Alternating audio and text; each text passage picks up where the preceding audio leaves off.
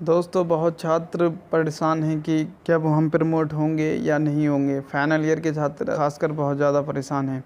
BTC, BEd, graduation और post graduation के छात्र भी परेशान हैं।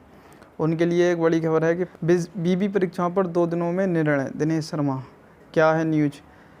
विश्वविद्यालय की परीक्षाओं पर अगले 2 दिनों में निर्णय लिया जाएगा। विश्वविद्यालय अनुदान आयोग की नई गाइडलाइन के मुताबिक राज्य सरकार इस पर फैसला लेगी। उप मुख्यमंत्री डॉक्टर दिनेश शर्मा ने ये ऐलान हिंदुस्तान द्वारा आयोजित ई संवाद में किया। कोरोना काल में नए शैक्षिक सत्र की चुनौतियां विषय पर आयोजित ई संवाद को संबोधित करते हुए उन्होंने कहा कि हमने कल ही शैक्षिक कैलेंडर जारी किया था, लेकिन यूजीसी की गाइडलाइन कुछ और है। इधर जल्दी यूजीसी की गाइडलाइन बदल कर आई है।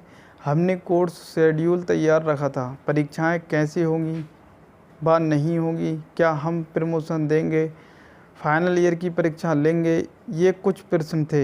इनके जवाब तलाशते हुए हम समाधान तक पहुंच चुके थे, लेकिन यूजीसी ने अपने गाइडलाइन बदली है।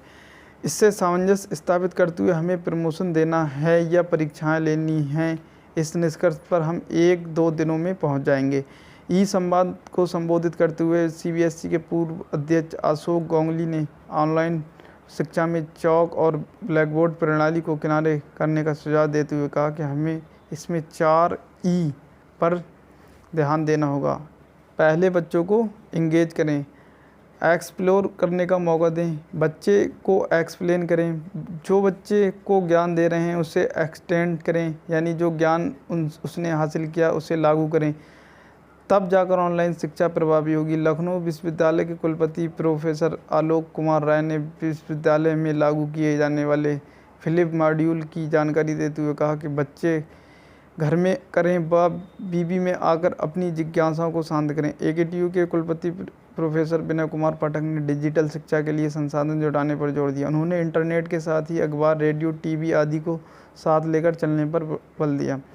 तो दोस्तों, इस न्यूज़ को आपने पढ़ा होगा, बीबी परीक्षाओं पर 2 दिनों में निर्णय। तो अब हमें 2 दिनों का इंतज़ार करना होगा। जो छात्र परीक्षाओं की तैयारी कर रहे हैं, तो मैं उनसे कहना चाहूँगा ये कि तब तक पढ़ाई करते रहें जब तक कि कोई पूरी तरीके से हमारे पास न्यूज़ नहीं आया। अब 2 दिनों का हम वेट करते हैं, देखते हैं 2 दिन बाद क्या होता है। और जो ट्रेनिंग कोर्स में है वो खास करके पढ़ाई करते रहें।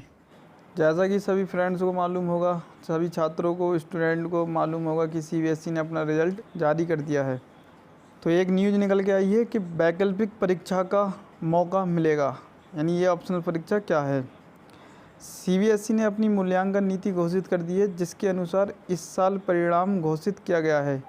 वही सीबीएसई का कहना है कि स्थिति ठीक होने और केंद्र सरकार के निर्णय के अनुसार यथाशीघ्र सीबीएसई उन विषयों में एक वैकल्पिक परीक्षा आयोजित करेगा जिनकी परीक्षाएं 1 से 15 जुलाई के बीच आयोजित की जानी थी।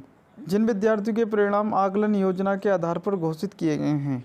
आकलन योजना यानी जिन विद्यार्थियों के 3 विषय में पेपर हो चुके थे और 3 विषय के पेपर नहीं हुए थे, तो उनको जो 3 विषय में नंबर दिए गए हैं वो आकलन के आधार पर दिए गए थे। उन विद्यार्थियों की बात हो रही है। तो उन्हें अपने प्रदर्शन में सुधार करने के लिए वैकल्पिक परीक्षाओं में उपस्थित होने की अनुमति होगी। यदि वे ऐसा चाहते हैं, इन वैकल्पिक परीक्षाओं में एक विद्यार्थी द्वारा प्राप्त अंकों को ऐसे विद्यार्थियों के लिए अंतिम माना जाएगा, लास्ट माना जाएगा, जिन्होंने इन परीक्षाओं को लेने का विकल्प चुना था। हालांकि उपरोक्त मानदंडों के आधार पर भी 400 छात्रों के परिणामों की गणना नहीं की जा सकी है और इसलिए उनके परिणामों की घोषणा सोमवार को नहीं की गई है। सीबीएसई ने किस नीति के तहत मूल्यांकन किया गया है, जरा हम इसको समझते हैं। पहला पॉइंट दिया गया, जो विद्यार्थी 3 विषयों से अधिक की परीक्षा में शामिल हुए, उनके सर्वश्रेष्ठ 3 विषयों में प्राप्त अंकों का औसत उन विषयों में दिया जाएगा जिनकी परीक्षा नहीं हुई। जैसे मान लो कि 4 विषयों की परीक्षा हो गई थी, जिसमें से 3 में उसके सर्वश्रेष्ठ यानी सबसे ज़्यादा जो नंबर होंगे, तो जो जिसमें सबसे कम नंबर होंगे उन विषयों को छोड़ दिया जाएगा और जो सबसे ज़्यादा जिन विषयों में नंबर होंगे उनको एवरेज लेके बाकी जो बचे हुए विषय हैं जिनकी परीक्षा नहीं हुई उनमें दिए गए हैं। दूसरा पॉइंट दिया, वे छात्र जो केवल 3 विषयों की परीक्षा में शामिल हुए, उनके सर्वश्रेष्ठ 2 प्रदर्शन के औसत को बाकी विषयों में आधार माना जाएगा। जिन्होंने 3 विषयों की परीक्षा दी लेकिन 2 विषयों में उसके सबसे ज़्यादा नंबर होंगे तो उनका एवरेज लेकर बाकी जो जिनके पेपर नहीं हुए उनमें नंबर दिया गया। 12वीं में दिल्ली में ऐसे बहुत कम ऐसे विद्यार्थी हैं जो केवल 1 या 2 विषय की परीक्षा में शामिल हुए। उनके परिणाम उनकी उपस्थिति के विषयों में प्रदर्शन, आंतरिक मूल्यांकन और प्रयोगात्मक परियोजना आकलन में प्रदर्शन के आधार पर घोषित किए गए हैं। इन विद्यार्थियों को अपने प्रदर्शन में सुधार के लिए एक वैकल्पिक परीक्षा देने की अनुमति मिलेगी। ये वैकल्पिक परीक्षा तभी होगी जब केंद्र सरकार से उनको CBSE को अनुमति मिलेगी और हालात देश के समान होंगे।